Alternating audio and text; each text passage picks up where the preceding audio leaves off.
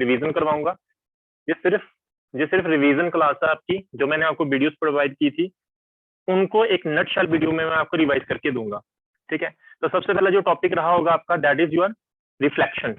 ठीक है, और भी डिटेल में मैंने समझाया होगा रिफ्लेक्शन क्या होती है, ये 10th में भी पढ़ी है और मैंने जो वीडियोस प्रोवाइड की थी उसमें भी आपने पढ़ लिया होगा इसके बारे में। ठीक है, तो किसी को कुछ बोलना होगा तो अनम्यूट करके बोल लेना। तो रिफ्लेक्शन क्या होती है, एक यहाँ पे प्लेन सरफेस है जहाँ पे इंसिडेंट रे आती है और रिफ्लेक्ट होके वापिस चली जाती है, और यहाँ पे एक नॉर्मल ड्रॉ करते हैं। नॉर्मल और इंसिडेंट रे के बीच में एक एंगल बनती है जिसको हम एंगल ऑफ इंसिडेंस बोलते हैं, और यहाँ पे नॉर्मल और रिफ्लेक्टेड रे के बीच में एक एंगल बनती है जिसको हम क्या बोलते हैं, रिफ्लेक्टेड रे बोलते हैं।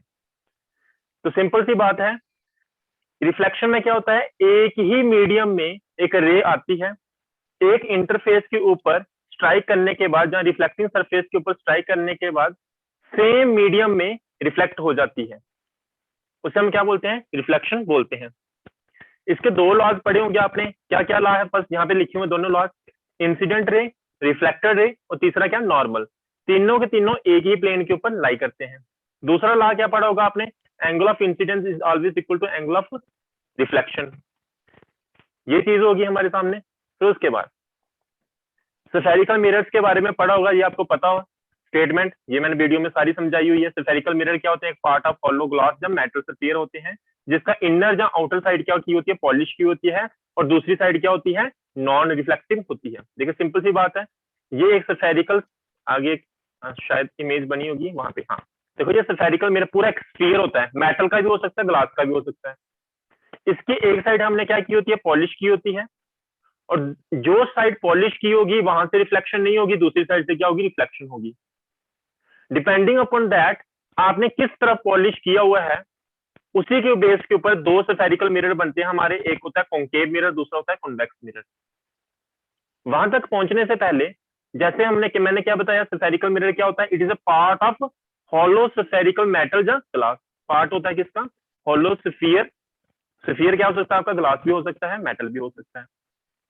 और यहाँ पे बिल्कुल एक क्या बनता है, पोल बनता है, जो सेंटर ऑफ स्फीयर होता है, वो मिरर का क्या कहलाता है आपका, सेंटर ऑफ कर्वेचर को कहलाता है। पोल और सेंटर ऑफ कर्वेचर के बीच में जो डिस्टेंस होता है उसे हम क्या बोलते हैं, रेडियस ऑफ कर्वेचर बोलते हैं। और एक रे, एक लंबी सी लाइन, इमेजिनरी लाइन जो पास करती है पोल से, प्रिंसिपल पोल से और सेंटर ऑफ कर्वेचर से, उस लाइन को हम क्या बोलते हैं, उस लाइन को हम बोलते हैं प्रिंसिपल एक्सिस। किसी का माइक अनम्यूट पड़ा हुआ, उसको म्यूट कर लो, डिस्टर्बेंस हो रही है बीच में। स्नेहा का, हाँ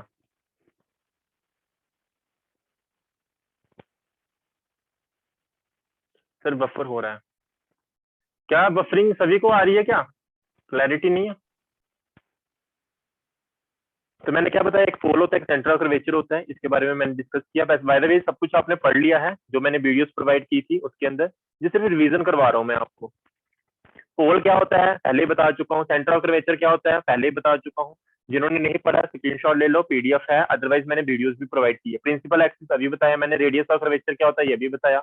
ये सारी बेसिक टर्म्स हैं जो आपको पता होनी चाहिए। प्रिंसिपल फोकस क्या होता है, प्रिंसिपल फोकस भी बता देता हूँ। देखिए पोल और सेंटर ऑफ कर्वेचर के बिल्कुल सेंटर पे एक और पॉइंट होता है जिसको हम क्या बोलते हैं, प्रिंसिपल फोकस बोलते हैं। पोल से लेके फोकस तक जो डिस्टेंस होगा उसे हम क्या बोलेंगे, फोकल लेंथ बोलेंगे।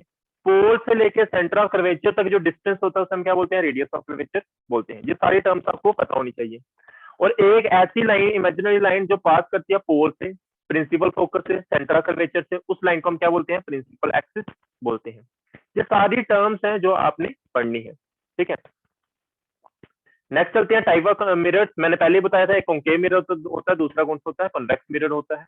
कॉन्केव मिरर क्या होता है आपको पता भी होगा, it is an part of hollow sphere glass in which outer surface क्या किया होता है, पॉलिश किया होता है। यानी कि कैसा होता है, नॉन रिफ्लेक्टिंग होता है, और रिफ्लेक्शन जो होती है लाइट की वो कहां से होती है, अंदर वाली साइड से। जैसे ये आपका स्फेरिकल मिरर है, पॉलिश कहां से किया होगा, इसको बाहर वाली तरफ से किया होगा, रिफ्लेक्शन हमेशा कहां से होगी, अंदर वाली तरफ से होगी। ऐसे करके लाइट आएगी, इधर टकरा के वापिस चली जाएगी। ये सब मैंने पढ़ाया हुआ है, सिर्फ रिवीजन हो रही है आज फर्स्ट लेक्चर इसलिए। एक सेकेंड, जिन्होंने अपना माइक म्यूट नहीं किया वो म्यूट कर दो, बीच में डिस्टरबेंस हो रही है भाई। हाँ, दूसरा कौन सा है? कन्वेक्स मिरर, बिल्कुल उसको उल्टा। इसके क्या होती है? अंदर वाली साइड पॉलिश की होती है, रिफ्लेक्शन कहाँ से होती है? आउटर साइड से होती है, उसे हम क्या बोलते हैं? कॉन्वेक्स मिरर बोलते हैं। फिर उसके बाद ये मिरर्स बनाए हुए हैं, ये सारे समझाया हुआ मैंने वीडियोस में, मैंने अभी भी बता दिया। फिर यूजर्स हैं, जो 10th में आपने पढ़े हुए हैं, मैंने वीडियोस में भी प्रोवाइड किया है इनके यूजर्स के बारे में। आपके एग्जाम में 12th में आपका 1 नंबर का कोई क्वेश्चन आ सकता है कि आपका व्हीकल्स पे जो मिरर्स लगे होते हैं, साइड मिरर्स तो लगे होते हैं, वो कॉन्वेक्स होते हैं कि कॉन्केव होते हैं, इस तरह से क्वेश्चन आ सकता है। ऐसे ज्यादा मार्क्स का क्वेश्चन नहीं आ सकता, रैंडमली कोई क्वेश्चन आ सकता है।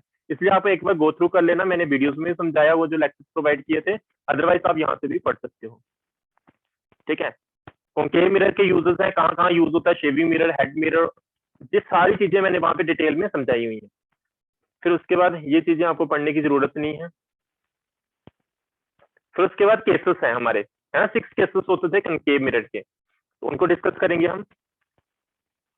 हाँ, उससे पहले आपको पता होना चाहिए इमेज बनती कैसे है। इमेज नहीं कैसे बनती है, मैं एक बार आपको वापिस से बता देता हूँ।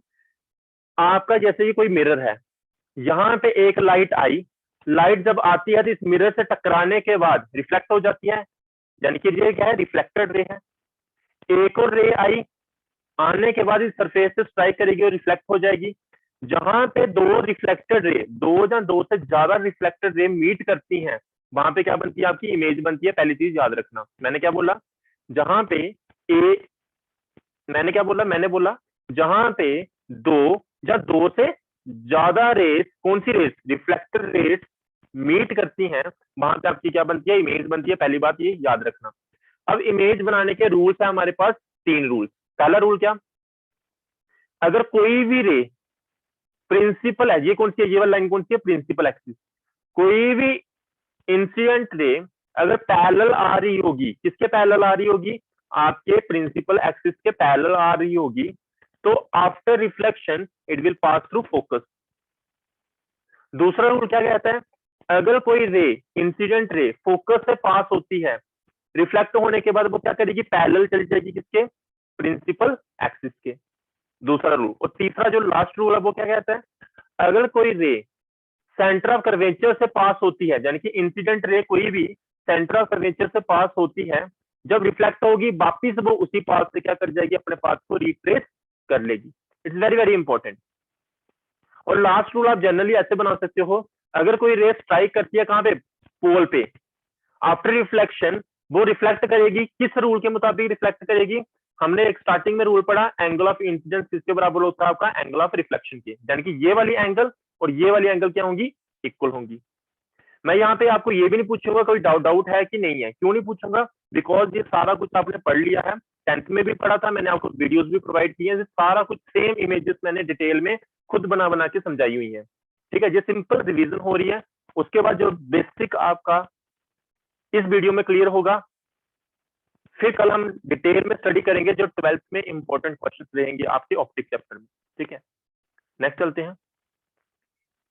उसके बाद 6 केसेस थे आपके कॉन्केव मिरर के, 6 केसेस थे, उसमें हमने ये सारे केसेस बनाए थे। अगर आपकी इमेज बियॉन्ड द सी होगी, सॉरी, अगर आपका ऑब्जेक्ट बियॉन्ड द सी होगा, यानी कि सेंटर ऑफ कर्वेचर होगा, तो इमेज कहां बनती है? आपके बिटवीन सी एंड एफ। कैसे कैसे बनती है उन वीडियोस में मैंने डिटेल में समझाया, हर एक लाइन को मैंने ड्रॉ कर करके समझाया हुआ है, जिन्होंने लेक्चर देखे हैं वो उनको पता है। ठीक है, तो ये सारी चीजें, पोजीशन कहाँ पे होगी, साइज कैसा होता है, स्मॉलर होता है, नेचर कैसा होता है, रियल एंड इन्वर्टेड होता है, सारी चीजें मैंने वहां पे डिटेल में समझाई हुई है। ये 6 केसेस थे, 6 केसेस मैंने अच्छे से 20 to 30 मिनट्स लगा के समझाए हुए हैं। और फिर उसके बाद कन्वेक्स मिरर के भी मैंने 2 केसेस हैं जो इंपॉर्टेंट है, उनको भी मैंने डिटेल में अच्छे से समझाया हुआ है। और नट शेल में यहाँ पे कंक्लूजन में लिखा भी होगा, ये देखिए, ये देखो, जब इमेज ऑब्जेक्ट कहाँ पे होता है? आपका इन्फिनिटी पे होता है। इमेज कहाँ बनती है? आपकी फोकस पे बनती है। क्यों बनती है? इनके रीजन भी मैंने समझाए हुए हैं। इमेज का साइज कैसा होता है? हाईली डिमिनिश, मीन बिल्कुल धुंधला होता है। और कैसा होता है? Real and inverted. ये इंपॉर्टेंट है, आपके एग्जाम में पूछते हैं। क्यों बनता है? इसके रीजन मैंने समझाए हुए हैं। बियॉन्ड द सेंटर हो, अगर मीन सेंटर ऑफ कर्वेचर से दूर होगी इमेज, ऐसे होता है ना मिरर, ये फोकस है, ये सेंटर ऑफ कर्वेचर, अगर इमेज ऑब्जेक्ट यहाँ पे होगा तो इमेज कहाँ बनती है? यहाँ पे, बिटवीन किसके? एफ एंड सी के बीच में बनती है, डिमिनिश होती है, रियल एंड इन्वर्टेड होती है। At the centre of curvature, अगर आपका ऑब्जेक्ट कहाँ पे होगा? यहाँ पे होगा, इमेज कहाँ बनती है? इमेज भी यहीं पे बनती है। कहाँ पे, at the C, same size होता है, रियल एंड इन्वर्टेड होती है। अगर बिटवीन सी एंड एफ होगा तो कहाँ बनती है, बियॉन्ड द सी बनती है। कैसी होती है, इनलार्ज होती है, और वो भी कैसी होती है, रियल एंड इन्वर्टेड होती है। अगर आपका ऑब्जेक्ट कहाँ पे होता है, फोकस पे होता है, कहाँ पे बनती है इमेज आपकी, इंफिनिटी पे बनती है, बहुत ज्यादा बड़ी होती है, और ये भी कैसी होती है, रियल एंड इन्वर्टेड होती है। और लास्ट केस होता है आपका बिटवीन एफ एंड पी, यानी कि फोकस एंड पोल के बीच में होगी, तो इमेज कैसी बनती है आपकी, पहली बात वो रियल एंड इन्वर्टेड नहीं बनती है, वो कैसी बनती है, वर्चुअल एंड इरेक्ट बनती है। वेरी वेरी इंपॉर्टेंट, कैसे बनती है, वर्चुअल, पीछे बनती थी ऐसे करके, और कैसी होती है, वो भी लार्ज साइज की होती है। उम्मीद करता हूँ आपने ये सारी चीजें देखी होंगी, आपको समझ, जिन्होंने देखी होंगी उनको समझ आ रही होगी, या जिन्होंने 10th में पढ़ा होगा उनको समझ आ रही होगी, ठीक है। फिर उसके बाद कॉन्वेक्स मिरर के जो केसेस पढ़े थे उसको नटशल में यहाँ पे लिखा हुआ है। अगर आपका ऑब्जेक्ट, दो ही केस होते हैं इसके, अगर इंफिनिटी पे ऑब्जेक्ट होगा तो इमेज कहाँ बनेगी, एट फोकस, और कहाँ बनेगी, बिहाइंड द मिरर। जब भी बिहाइंड होती है तो इमेज कैसी होती है, वर्चुअल एंड डायरेक्ट। जब दूसरा केस होता है आपका इंफिनिटी एंड पोल के बीच में अगर ऑब्जेक्ट होगा तो इमेज कहाँ बनेगी, बिटवीन पी एंड एफ, यानी कि पोल एंड फोकस के बीच में, और इमेज भी बनती भी कहाँ है, बिहाइंड द मिरर। कैसा होता है, ये डिमिनिश होता है, ये भी कैसे इसका नेचर होता है, वर्चुअल एंड इरेक्ट। ये यूजेस हैं इसके, मैंने पहले बोला था इनको देख लेना आपने, ठीक है। अब तो यार किसी को कोई डाउट है, यस और नो? ये वीडियो में शायद ना होगा, ठीक है, क्योंकि मैंने उनको ऑनलाइन पढ़ाया था, लेक्चर रिकॉर्ड नहीं हुआ है वो 10th का। तो रियल इमेज कैसी होती है और वर्चुअल इमेजेस कैसी होती है, तो रियल इमेज हमेशा कैसी होगी, इन्वर्टेड होती है। वर्चुअल इमेज हमेशा कैसी होती है, रेक्ट। स्क्रीनशॉट ले लेना। दूसरा क्या होता है, कन्वेक्स लेंस कैसे इमेज बनाता है, कन्वेक्स लेंस, चाहे मिरर की बात करो, मिरर और लेंस में उल्टा हो जाता है। कन्वेक्स लेंस की बात करनी है तो इमेज हमेशा कैसी बनती है, कैसा बनाता है वो, हमेशा इमेज रियल इमेज बनाता है। कॉन्केव लेंस की बात करनी है तो ये इमेज कैसी बनाता है, हमेशा वर्चुअल इमेज बनाता है। Convex lens form real image, और इसकी बात करनी है virtual image appear to be on the lens और the mirror itself. Real image are found by the concave mirror. Real image जो होती है वो हमेशा किसके द्वारा बनाई जाती है, कॉन्केव मिरर के द्वारा। कॉन्वेक्स मिरर कभी नहीं बनाएगा real image. Plane, convexo mirror and concave lens form virtual image. ये जो मिरर्स हैं ये आपके वर्चुअल इमेज बनाते हैं। Real image are form due to the actual intersection of the light ray. Light ray की जब सही में इंटरसेक्शन होती है रिफ्लेक्टर रेज की, तभी इमेज बनेगी कौन सी, रियल इमेज।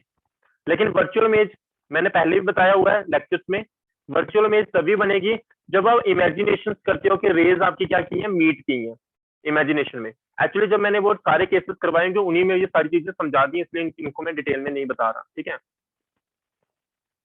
फिर उसके बाद मैंने रिफ्लेक्शन भी समझाया। वो रिफ्लेक्शन क्या होता है, जैसे एक इंटरफेस है जहां पे एयर है और जहां पे क्या है, वाटर है, ठीक है। और यानी यहाँ एयर है और जहाँ वाटर है, और ये बीच में क्या है, इंटरफेस, जो जो दोनों को क्या कर रहा है, सेपरेट कर रहा है, पानी और हवा और वाटर को।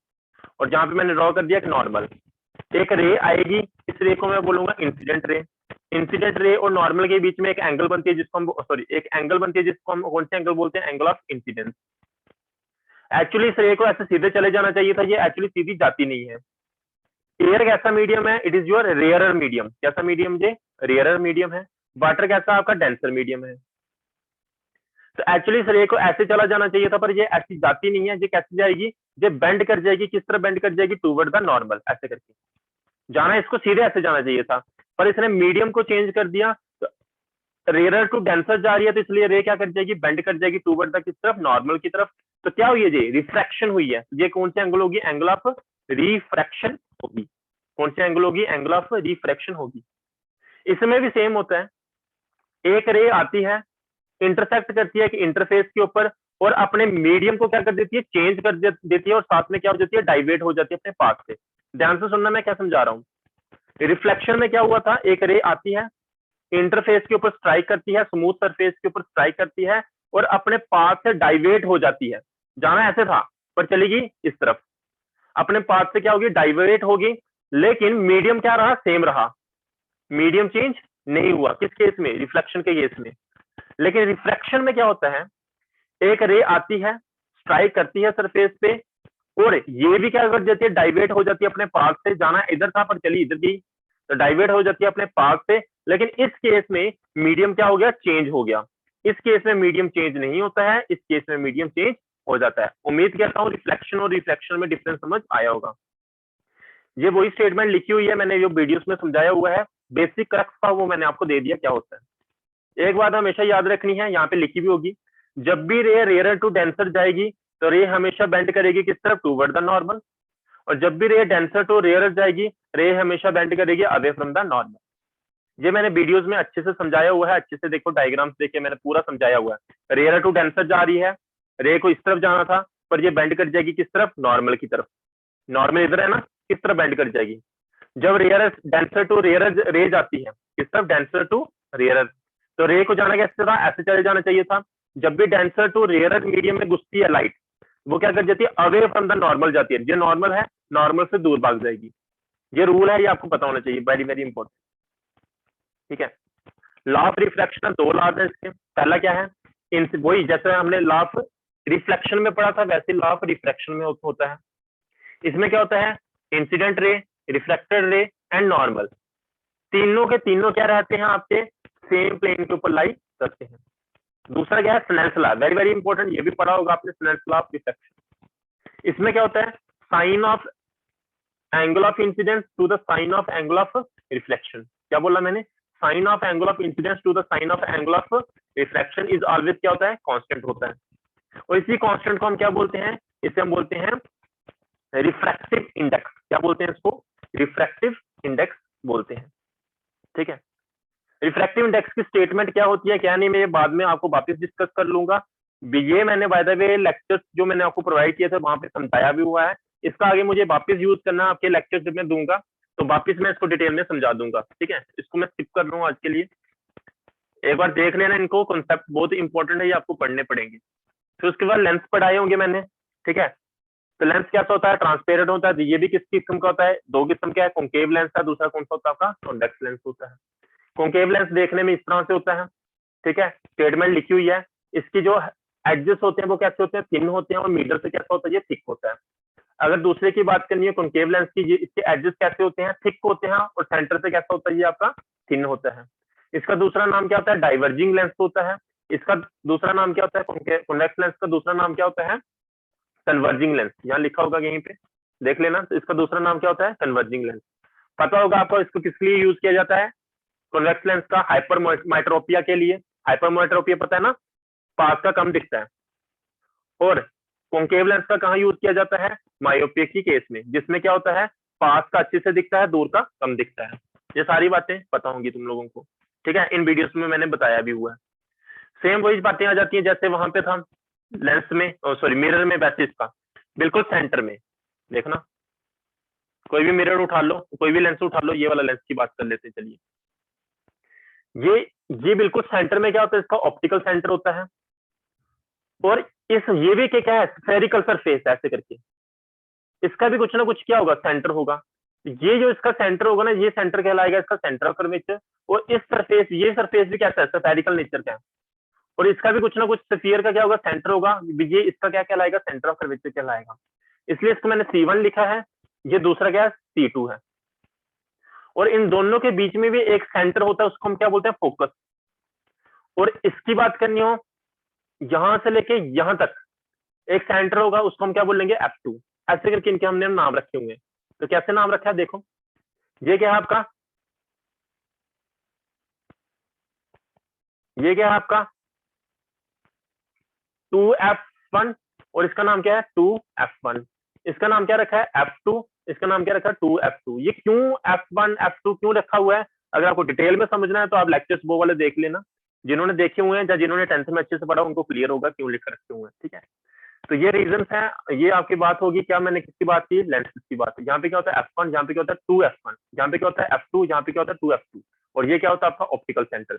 एक लाइन सीधी सी ऐसे पास होती है इसके बीच में से, कहां से, 2F1 से, F1 से, ऑप्टिकल सेंटर से, F2 से, 2F2 से। उस लाइन को हम क्या बोलते हैं, प्रिंसिपल एक्सिस बोलते हैं। ये सारी टर्म्स हैं, आपने पहले की पढ़ी हुई है, मैंने समझाई भी हुई है। तो ये सारी की सारी वो लेंस आपकी स्टेटमेंट्स है। वही बात आ जाएगी, यहां से लेके यहां तक जो डिस्टेंस होगा वो फोकल लेंथ होगा, यहां से लेके यहां तक जो डिस्टेंस होगा वो क्या होगा, फोकल लेंथ होगी। ये सारी टर्म्स है, इसके रूल्स हैं। एक बार टाइम देख लेते हैं कितना बचा हुआ हमारे पास। तो इसके भी कुछ रूल्स हैं, जैसे उसके रूल्स से ऐसे इसके कुछ रूल्स हैं कि कैसे कैसे होता है। देखिए 2 रूल्स लिखे हुए हैं, तो मैं यहाँ पे डायरेक्टली आपको बताऊंगा। जैसे ये लेंस था आपका, तो नेक्स्ट लेंस के रूल्स क्या हैं। जैसे ये लेंस है, इस पहला रूल क्या कहता है, अगर कोई लाइट रे पैरेलल आ रही है किसके, प्रिंसिपल एक्सिस के, तो जैसे ये बिल्कुल सेंटर पे, ऑप्टिकल सेंटर पे पहुंचती है, रिफ्रैक्ट करेगी।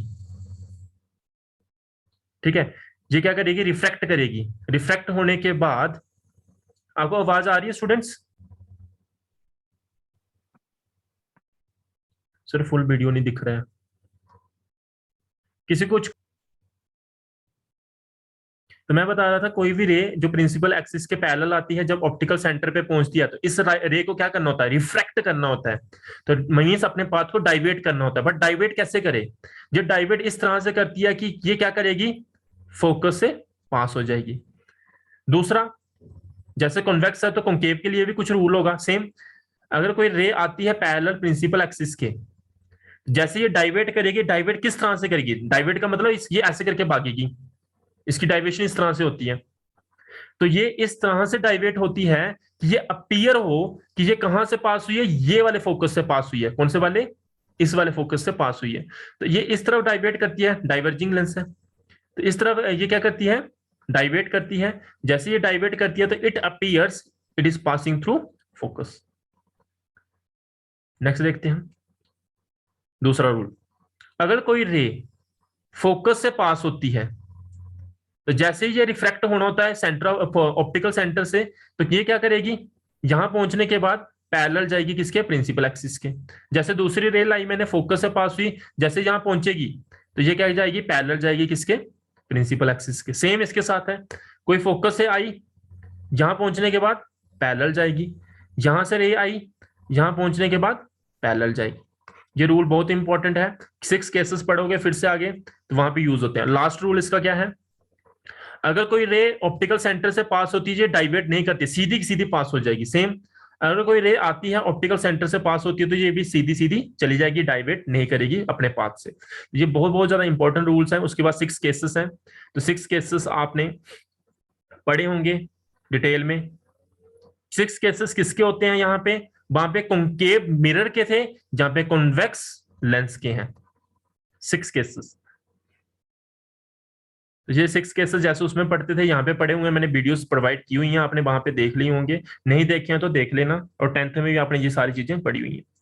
ठीक है, तो मैंने काफी टाइम से आपको बोल के रखा हुआ था ये सारा कुछ कंप्लीट करने के लिए। नेक्स्ट आपका रहता है साइन कन्वेंशन। साइन कन्वेंशन में वापिस आपके साथ डिस्कस कर लूंगा, कोई प्रॉब्लम वाली बात नहीं है। फिर मिरर फार्मूला आपने पढ़ा होगा, यहाँ पे हमने डेरिवेशन भी करनी है, मिरर फार्मूला कैसे होता है, कैसे बना है ये, यहाँ पे हमें डेरिवेशन भी करनी है।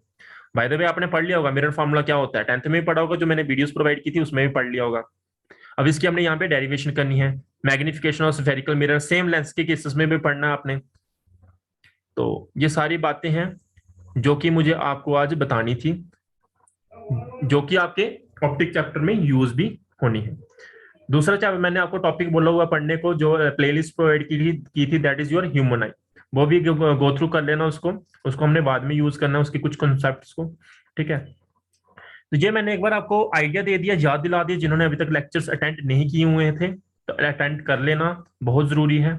ठीक है, एक एक नंबर के क्वेश्चंस बनेंगे, और आगे जितनी भी चीजें उनको समझने के लिए इसकी जरूरत पड़ेगी, इन सारे कॉन्सेप्ट्स की। ठीक है, किसी को कुछ डाउट है तो वो पूछ सकता है, किसी को कुछ प्रॉब्लम आ रही है बता सकता है, उसका सोल्यूशन मैं दूंगा कि कैसे आपको उसको खत्म करना है। पहले बोल रहा हूँ, जिस चैप्टर आपका 14 मार्क्स कैरी करता है, इसको ध्यान से पढ़ना है। इसको कर लिया तो मीन्स आपका इसी चैप्टर को अगर आप अच्छे से कर लोगे तो आपके 14 मार्क्स वैसे ही आ जाएंगे। तो बहुत जरूरी है इसको ध्यान से करने के लिए। ठीक है, और तैयारी सभी की अच्छी चल रही होगी, मैं इस बात की उम्मीद करता हूँ, पढ़ रहे होंगे। किसी को कुछ प्रॉब्लम है? सर अभी हम आई वाली वीडियोस देखनी है, अभी के लिए आप ड्रॉप कर सकते हो, जैसे ही बीच में आपको टाइम लगता है तब देख लेना, अगर नहीं देखी है तो अभी तक। ठीक है, नो सर, क्योंकि अभी ऑप्टिक चैप्टर हमने शुरू कर दिया है, तो अब इंपॉर्टेंट चीजें शुरू हो जाएंगी। एटलीस्ट लाइट वाला चैप्टर आपने कंप्लीट किया होना चाहिए जो मैंने वीडियोस प्रोवाइड की थी। मैंने आपको बोला था आपको एनसीईआरटी क्वेश्चंस करने की अभी जरूरत है नहीं उसमें, वहां से अगर कर सकते हो तो बेटर है, नहीं कर सकते कोई प्रॉब्लम वाली बात नहीं है, लेकिन टॉपिक्स आपको कंप्लीट करने थे। ठीक है, तो सभी का नो नो आ रहा है, मीन्स किसी को कोई प्रॉब्लम नहीं है। तो मैं लेक्चर को फिर मैं यहीं पे वाइंड अप करता हूँ। Bye bye, have a nice day.